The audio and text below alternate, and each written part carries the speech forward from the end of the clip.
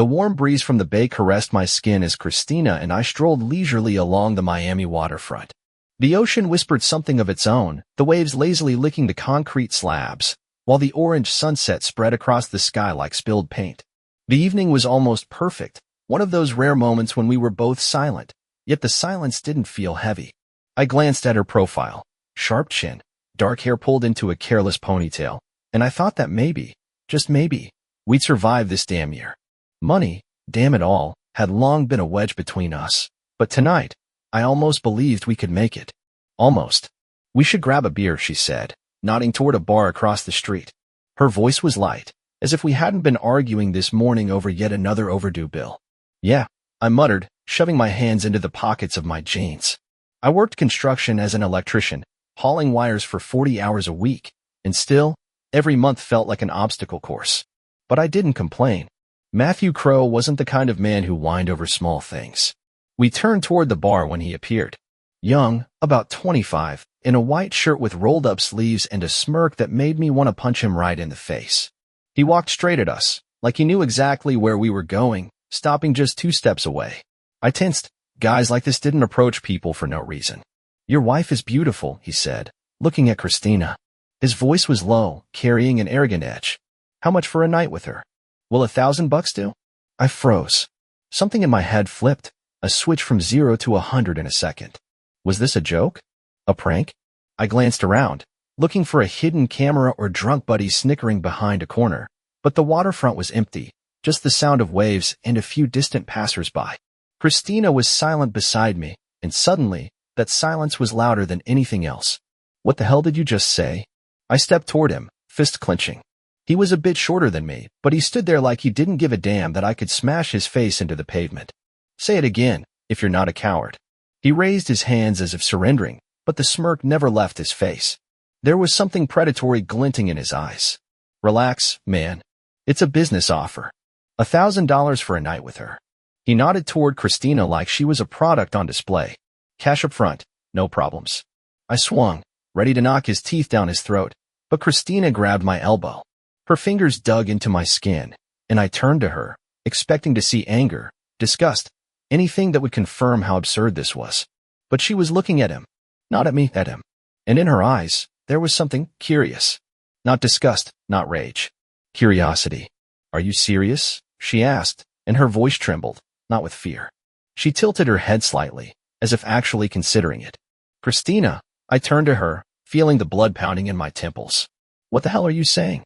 She blinked, like snapping out of a trance, then smiled, that same smile she used to defuse my temper at home.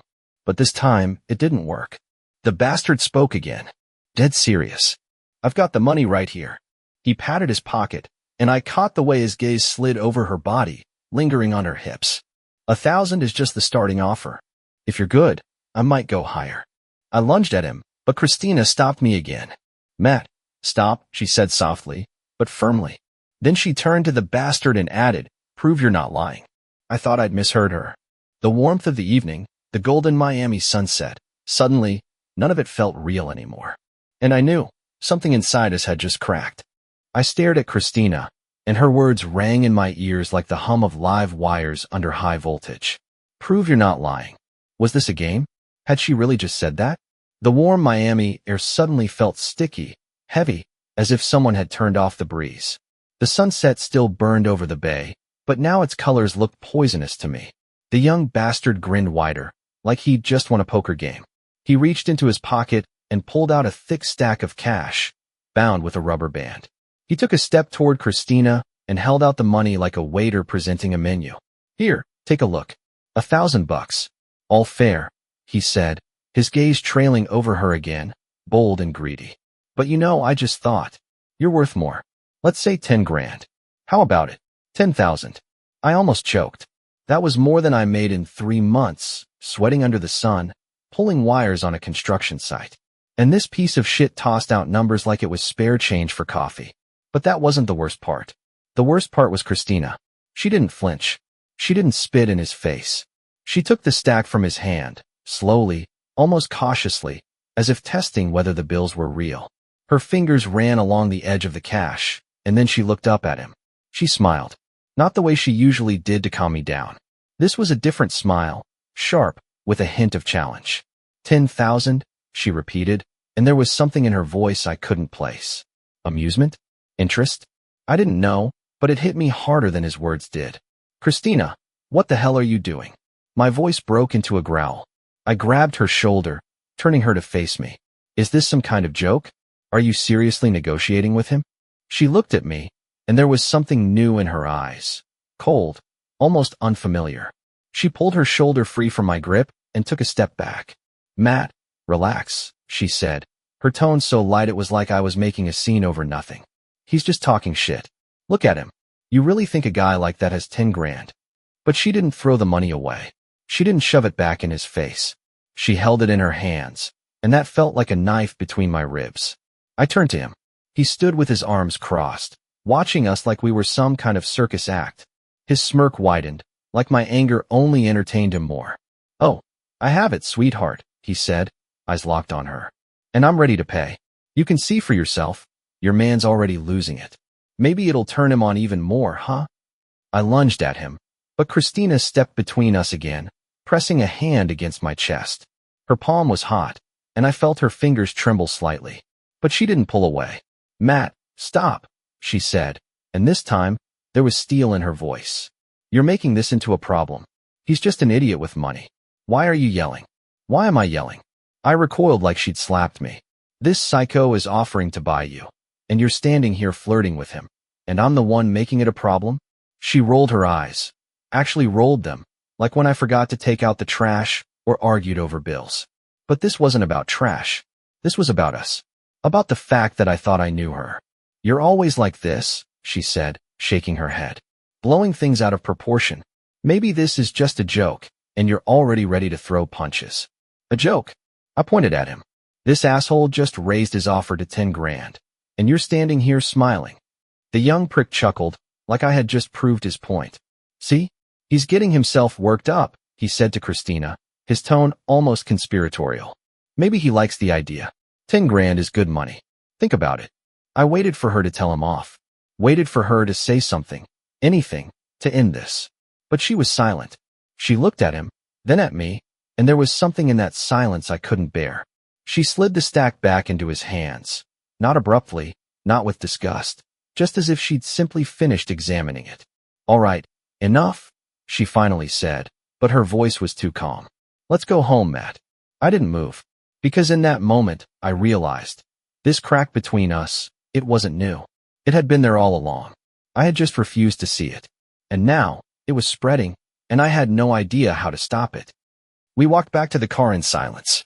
The warm Miami evening still hung around us, the humid air, the scent of salt and gasoline, the distant thump of music from the bars along the waterfront. But now, it wasn't comforting. It was suffocating. Kristina walked slightly ahead, her heels clicking against the asphalt, and I watched her back, feeling something inside me knot tighter and tighter. She didn't look back. Not once. I opened my mouth to say something, but the words stuck. What the hell do you even say after something like that? She had flirted with that bastard right in front of me, and now she was acting like I was the one making a scene over nothing. We reached the parking lot, and I dug into my pocket for the keys when I noticed she had stopped. She stood by the passenger door, staring off to the side, fidgeting with something in her hands. What's that? I asked, my voice coming out sharper than I intended. Kristina looked up, and that's when I saw it. A business card. Black, with gold lettering pinched between her fingers. She twirled it like a toy, and for a split second, a hint of a smile flickered on her lips, the kind I hated when she was trying to provoke me. He slipped it to me while you were busy yelling, she said with a shrug. I didn't even look at it. Throw it away, I said, stepping toward her. Right now. She froze, her gaze sharpening like a blade. Then, slowly, she lifted the card to her eyes, as if just now realizing what she was holding. Oh wow, she murmured, that damn teasing lilt back in her voice. It's got his name. Justin Kane. And a number. I wonder if he's really as rich as he says he is. Kristina, I clenched my fists so tight my knuckles went white. Throw that shit away. I'm not joking. She looked at me, and for a second, I thought she might listen. But then her lips twitched in a smirk, and she slid the card into the back pocket of her jeans. Oh, come on, Matt, she said, opening the car door. It's just a piece of paper. Don't turn this into a soap opera. I stood there, frozen. She got into the car, slammed the door shut, and I heard the radio click on, some pop song she used to hum back when we were still normal. But now, it sounded like mockery. I got in, started the engine, and we drove home in silence. Just that stupid song filling the space between us while I tried not to explode.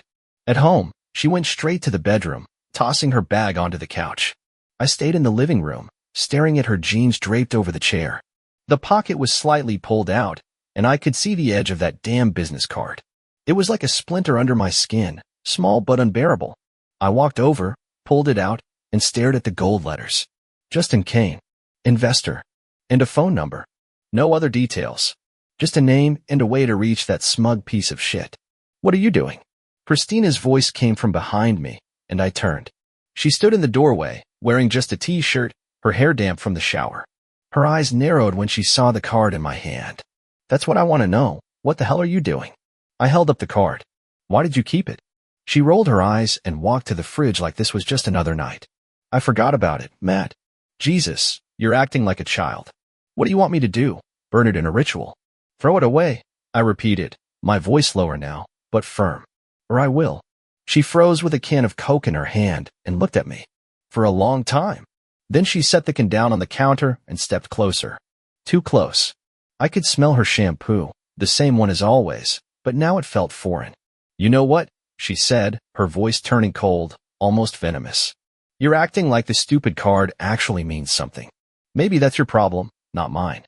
She snatched the card from my fingers, but she didn't rip it up. She didn't throw it away. She just slipped it back into her pocket and walked past me into the bedroom. The door slammed, and I heard the TV turn on. And I stood there, staring at the empty chair, feeling that crack between us widen into a canyon. And I knew she wasn't going to throw that card away. She was going to keep it. Because she wanted me to see it. Because she wanted me to be angry. And this was just the beginning. I didn't sleep that night. I lay on the couch in the living room, staring at the ceiling where the streetlights cast shadows like cracks in the plaster. Kristina stayed in the bedroom, and I could hear the TV murmuring through the wall, some dumb show she always put on to drown out the silence. Or to drown me out. I wasn't sure what was worse, her indifference or the fact that that damn business card was still in her jeans, like a ticking time bomb. Sometime after midnight, the TV went silent. I waited, thinking she'd come out, say something, anything to break this tension hanging between us like a storm cloud. But the bedroom door never opened. I got up, paced the room, poured myself a glass of water from the sink. My hand was shaking as I lifted it, and that's when I realized I couldn't stay locked up with these thoughts. I needed to move. I grabbed my keys and walked out. The Miami night greeted me with damp heat and the distant hum of traffic. I got into my truck, started the engine, and just drove, no destination, just empty streets, neon bar signs flickering, palm trees swaying in the dark. In my head, that bastard's voice played on repeat. 10 grand. Good money. And then hers. Prove you're not lying. And that smile. God, that smile. I pulled into a 24-hour gas station, bought a pack of cigarettes even though I'd quit 2 years ago. Lit one up right there in the parking lot, watching the city lights blur through the smoke. My throat burned, but it was better than the hollow feeling inside. I tried to make sense of it all. Maybe she's right. Maybe I'm overreacting. But then I remembered the way she twirled that card between her fingers, how her touch lingered on those gold letters, and my hands started to shake. No, this isn't me. It's her. By the time I got back, it was past 3. My keys jangled in the quiet, and I knew instantly something was wrong. The bedroom door was slightly open, the lights off. I stepped inside. The bed was rumpled but empty. Her bag, which she always left by the nightstand, was gone. The jeans from the chair gone. And the business card with them. Kristina. I called, even though I already knew. Silence pressed against my ears. I checked the kitchen, the bathroom, even the damn balcony. Nothing. I grabbed my phone, dialed her number. The ring stretched out, empty, until her voicemail clicked on. This is Kristina. Leave a message. I threw the phone onto the couch, and it bounced onto the floor. My heart pounded against my ribs. Where the hell did she go? To him? No, that's insane. She wouldn't. Would she? I stormed back into the bedroom, yanked open her nightstand. Just the usual junk, hair ties, hand cream, an old grocery receipt. Nothing useful. Then I saw her charger still plugged into the wall, the cord dangling. She hadn't taken it. She didn't plan to be gone long. or she left in a hurry. I sank onto the bed, burying my face in my hands. Images played in my head, each worse than the last. Her in some motel room with Justin Kane. His hands on her. His money in her pocket. My fists clenched so tight my nails dug into my palms. It was unbearable, but I couldn't stop picturing it. Every second, I waited for the sound of keys in the lock, her footsteps, her voice. Matt, where were you? But nothing came. Morning crept in unnoticed. Gray light filtered through the blinds, and I realized I was still sitting there, unmoving. My phone lay on the floor, battery dead. I plugged it in, and just as it powered up, there was a knock at the door. My heart leapt. I jumped up, yanked the door open, ready to either pull her into my arms or scream. But it wasn't her. It was my neighbor, the old guy from upstairs, holding a newspaper. Your truck's in my spot, he grumbled. Move it. I nodded, mumbled something, shut the door. And then I heard it, footsteps in the hallway. Light, familiar. I turned. Kristina stood there. Same jeans, bag slung over her shoulder. And in her hand, a stack of cash. She looked at me, and her lips curled into a smile. Not warm. Not guilty. Triumphant.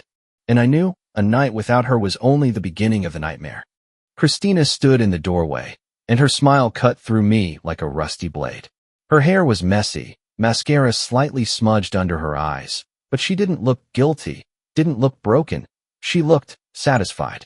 In her hand, she held a stack of cash, the same one that bastard had offered last night. Only now, the rubber band was gone, the bills sticking out like she'd counted them over and over. I stared at her, and the air in the room thickened like tar. Where were you? I asked, my voice hoarse, like I'd been screaming all night instead of just sitting there in silence. She walked past me, tossed her bag onto the couch, and flung the money onto the kitchen table. The bills scattered, a few slipping to the floor, but she didn't even bend down to pick them up. Instead, she crossed her arms and looked at me, tilting her head slightly. What do you think, Matt? She said, and that damn mocking tone in her voice made my insides boil. I made us some money. 10 grand, just like he promised. I opened my mouth, but the words wouldn't come. It felt like a punch to the chest, sharp, deafening. She hadn't just left.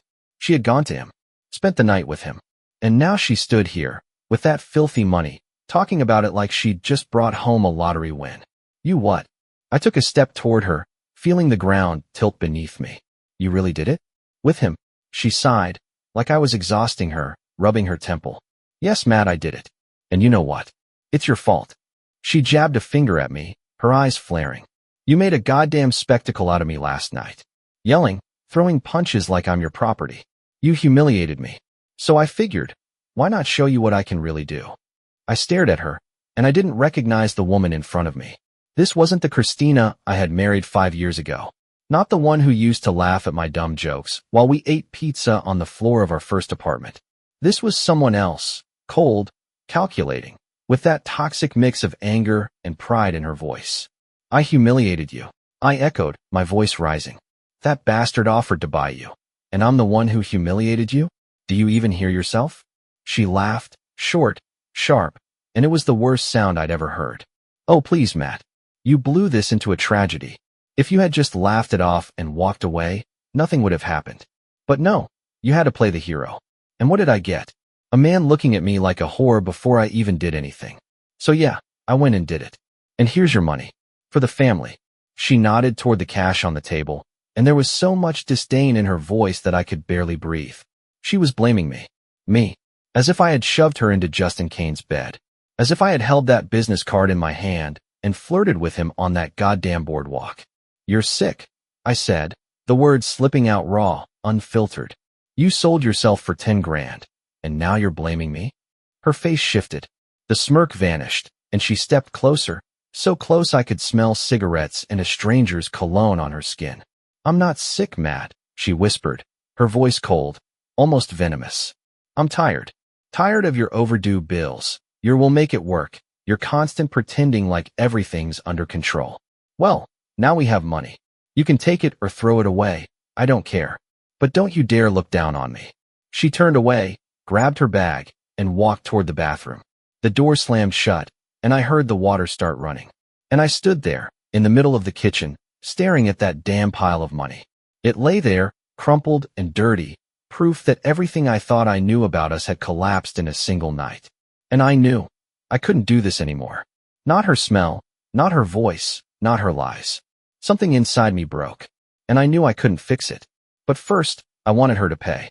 For real this time. I couldn't breathe in that apartment. The scent of her perfume, his cologne, mixed with the thick Miami air seeping through the window cracks.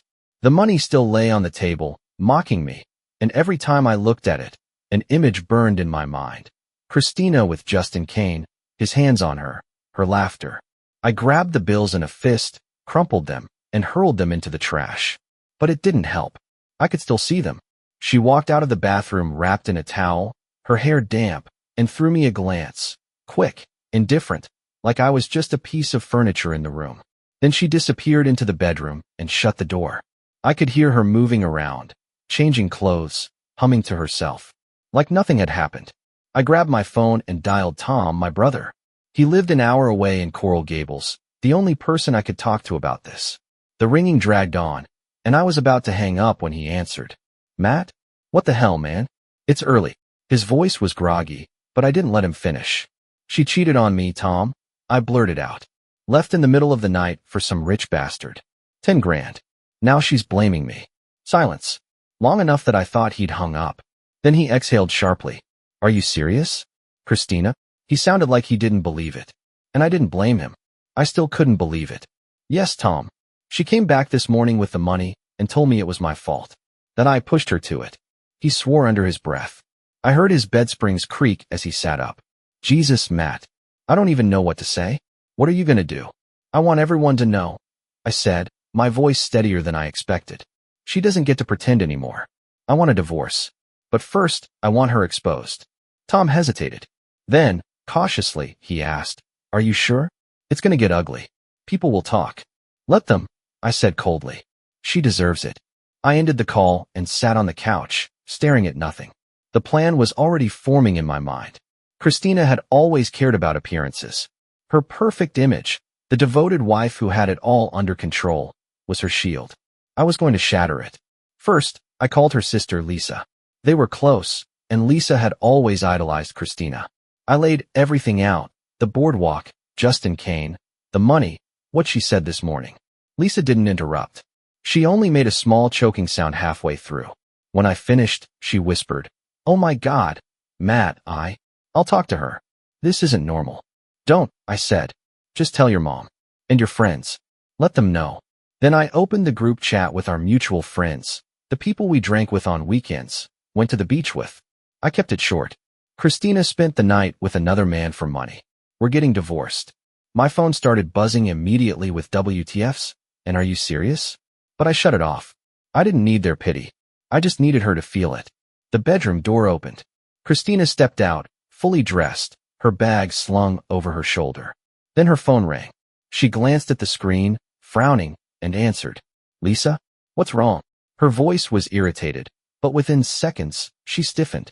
I saw her face go pale, her hand lower slightly, as if the weight of the call was sinking in. Then, slowly, she turned to me. Her eyes burned with rage. You told them? She hissed. You ran your mouth to everyone. You thought I'd stay quiet? I stood up, meeting her glare. You wanted to play games, Kristina. Here's your game. She flung her bag to the floor and stormed toward me, her voice shaking with fury. You're pathetic, Matt. You think this will break me? You think people won't see how small and petty you are? You are the problem here, not me. Keep telling yourself that. I said evenly. Let's see who believes it. Her phone rang again. She cursed under her breath and answered. From the speaker, I heard her mother's voice, loud, distressed. Kristina turned away, gripping the phone, her back rigid. I knew in that moment. She hadn't expected me to take it this far. But I wasn't done yet. She had burned us down, and I wasn't leaving her with anything but the truth. The apartment buzzed with tension, like an overloaded wire on the verge of short-circuiting. Kristina stood in the middle of the living room, gripping her phone, while her mother's voice still bled through the speaker, sharp, full of accusations. She ended the call abruptly, threw the phone onto the couch, and turned to me. Her face was flushed, her eyes glinting with rage, but beneath the anger, I saw something cracking. Her perfect little world was crumbling, and I was the one holding the hammer. Are you happy now? She spat, fist clenched. My mother's crying, Lisa's screaming. All our friends are texting me like I'm some kind of criminal. Is this what you wanted? This is what you deserved, I said, my voice cold as steel. You sold yourself, Kristina. And then you blamed me. You really thought I was just going to swallow that. She laughed, a short, bitter sound that scraped at my nerves. Oh, you're such a saint, Matt. Such a hero. And what did you do? Ran around spreading gossip like some old woman at a flea market. You're pathetic. I didn't answer. I just stared at her, feeling the fire in my gut, but keeping it under control. I wasn't the kind of man who wasted his energy on shouting matches. And now wasn't the time to lose my head. She wanted a war, she got one. Kristina grabbed her bag and stormed toward the door. I'm going to Lisa's, she snapped over her shoulder. You can sit here and soak in your little revenge. I hope it keeps you warm at night. The door slammed, and I was alone. The silence was deafening. I sat down on the couch, staring at the flattened rug where she had stood minutes ago. My phone buzzed Tom, checking in, but I ignored it. I had to finish this. The divorce was the next step, but first, I needed to make sure she wouldn't slip away from this unscathed. Then I remembered the money. It was still sitting in the trash, crumpled and dirty. I pulled it out, smoothed one of the bills on the table. $10,000, that was too much for some cocky asshole from the boardwalk. Something was off. I held the bill up to the light, squinting. The paper felt right, but the watermarks, they looked off. Too blurry. I grabbed another bill, same thing. My pulse quickened. I Googled how to spot counterfeit bills. 10 minutes later, I knew. The money was fake. Not completely obvious, but sloppy enough that a bank would catch it. My grip tightened around the bill. She hadn't just sold herself, she'd been scammed. And she hadn't even noticed. I called Tom. You're not gonna believe this, I said when he picked up. The money? It's fake. Are you serious? He let out a low whistle. So what? Did it for nothing? Looks like it, I muttered, a bitter laugh slipping out. But that doesn't make her innocent. Tom hesitated.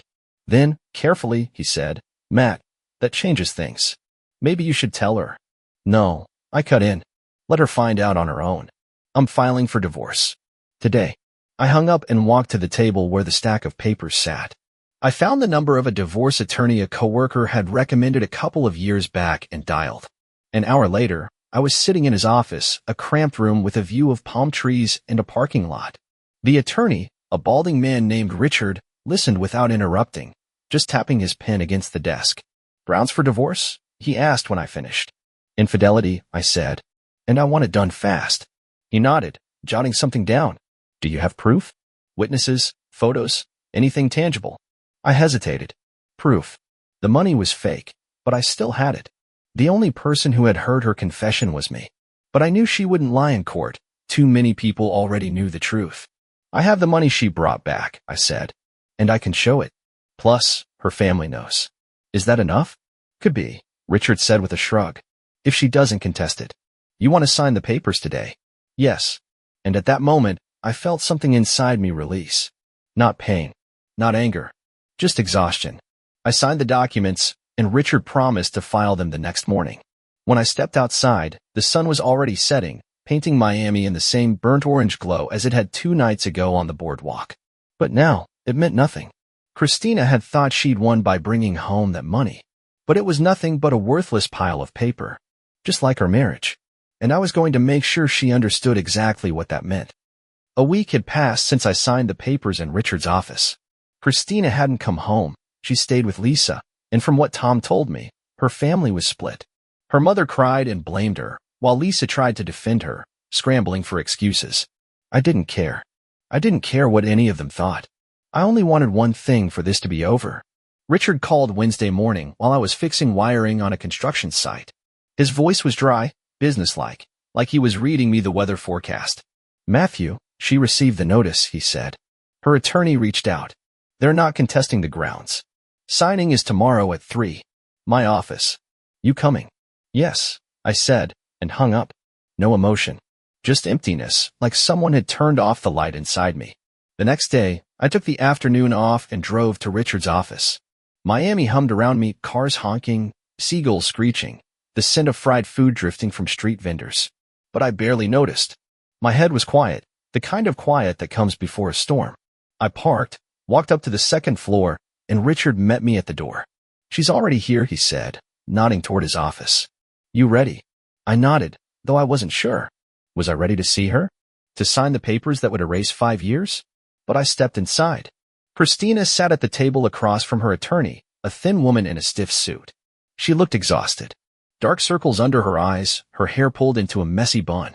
She didn't look at me when I sat down, just stared at the papers in front of her, gripping a pen so tightly her fingers had gone white. Her attorney spoke first. "Mr. Crow, my client agrees to the divorce with no claims to assets," she said, adjusting her glasses. "We only ask that this process remains quiet. No further public statements beyond what has already been said." I almost laughed. Quiet? After she was the one who tore everything apart? But I kept my face blank. "I don't care what you ask," I said, looking directly at Kristina. "I've already said what I needed to. Sign." Her attorney pressed her lips together, but gave Richard a nod. He laid out the documents, 2 stacks, one for each of us. I took the pen, signed where he pointed, and pushed the papers away. Kristina did the same, but slower, as if each stroke of the pen physically hurt. Her hand trembled slightly, and I saw her wipe something from her cheek. Tears? I didn't care. Richard gathered the papers, muttered something about filing, and left with her attorney, leaving us alone. The silence hit like concrete. I watched her, and she stared at the desk. Then, finally, she looked up. "Are you happy?" she asked, her voice weak, frayed. "Everyone hates me now. Even Lisa looks at me like I'm a stranger. Is this what you wanted?" I didn't answer. Her words were meant to cut, but they didn't. I thought about that night on the boardwalk, about her smile, about the money that had turned out to be fake. She had done this. She had destroyed us. And now she wanted to play the victim? I wasn't buying it. "You made this choice, Kristina," I said finally. "Not me." Her lips pressed together, and I saw her eyes shimmer again. But she didn't cry. She just stood, grabbed her bag, and walked to the door. She hesitated for a second, as if she wanted to say something, then changed her mind. The door closed behind her quietly. No slam. I stayed in my chair. Richard came back a minute later, setting a copy of the papers in front of me. "It's done," he said. "Court will finalize it in a couple of weeks. You're free." Free. The word hung in the air, but it didn't bring relief. I nodded, took the papers, and walked out. Outside, the sun scorched the pavement, and I stood by my truck, watching the palm trees sway in the breeze. I should have felt like I won. But instead, there was only emptiness. She was gone. The marriage was over. And I was left with the sickening feeling that I hadn't won anything. I had only lost. And the fake money in the trash was proof of that. I came back to the apartment after signing the papers, and it greeted me with silence, thick, heavy, like the humid Miami air after a storm. Everything was in its place. The couch where I had slept that night, the kitchen table where her counterfeit money had once been, the chair where her jeans used to hang. But now, the place felt foreign. Not a home. Just a box I had ended up in by accident. I tossed my keys onto the table and opened the fridge. Half a bottle of beer, a couple of expired yogurts, a block of cheese in plastic wrap. Her habits were gone. No cans of Coke, no fruit left out for snacking. I grabbed the beer, sat on the couch, and turned on the TV. News, commercials, some stupid sitcom, it all blurred together, meaningless. I shut it off after 5 minutes. My phone buzzed. "Tom, how did the divorce go? You okay?" I typed back, signed everything. "I'm fine." Then turned off my phone. I didn't want to talk. Didn't want to see anyone. Not even Tom, the one person who always knew how to drag me out of the dirt. Right now, I just wanted to be alone. The days dragged. I went to work, ran cables, fixed outlets, stayed quiet when the guys on site cracked jokes. They knew about the divorce. Word spread fast, but no one pried. I was grateful for that. At home, I sat in the dark, drank beer, stared at the ceiling. Sometimes, I wondered about Kristina, where she was, what she was doing, whether she felt anything at all. But the thoughts never lasted. She was gone. I didn't want her back. Even if she showed up with apologies, I wouldn't open the door. A couple of nights later, I found one of her old hair clips under the couch. Small, black, the edge worn down. I held it in my palm, turning it over between my fingers, and suddenly, I remembered her sitting on this same couch, pinning up her hair as we watched some dumb movie. Back then, she laughed. Back then, I thought we could survive anything. I clenched the clip in my fist and tossed it into the trash, right on top of the crumpled fake bills that were still there, untouched. One evening, my phone rang. Lisa. I ignored it. She called again. And again. The third time, I caved. Matt, it's Lisa, she said, her voice quiet, like she was afraid of waking someone. I wanted to check on you. I'm fine, I muttered. Why are you calling? A pause. Then a sigh. Kristina's here. She's not doing great. Barely sleeps. Doesn't talk much. I don't know what to do. That's not my problem, I said, my voice flat as concrete. She made her choice. I know, Lisa said quickly. I know what she did. But she's my sister, Matt. And I just thought you should know. Thanks for the update, I said and hung up. I didn't want to hear about her suffering. Didn't want to think about the possibility that she was breaking apart, too. She made her decision on that boardwalk. I wasn't responsible for it. That night, I woke up to the sound of rain. Heavy, relentless, drumming against the windows. I lay there, listening to it, staring at the ceiling. And in my head, I saw her again, the way she came back with that money, that smug smile, her words, "This is your fault." I got up, walked to the window, and watched the rain wash over the empty streets. The city moved on, kept living. But I felt stuck. I had thought exposing her, divorcing her, ending it all would give me something, relief, freedom, a sense of purpose. But there was nothing. Just this apartment, this rain, and me, not knowing where the hell to go from here. She had paid her price. But so had I. And that burned worse than her betrayal. Because now, I had no idea how to live with it. No idea who I was without her, even after everything she had done.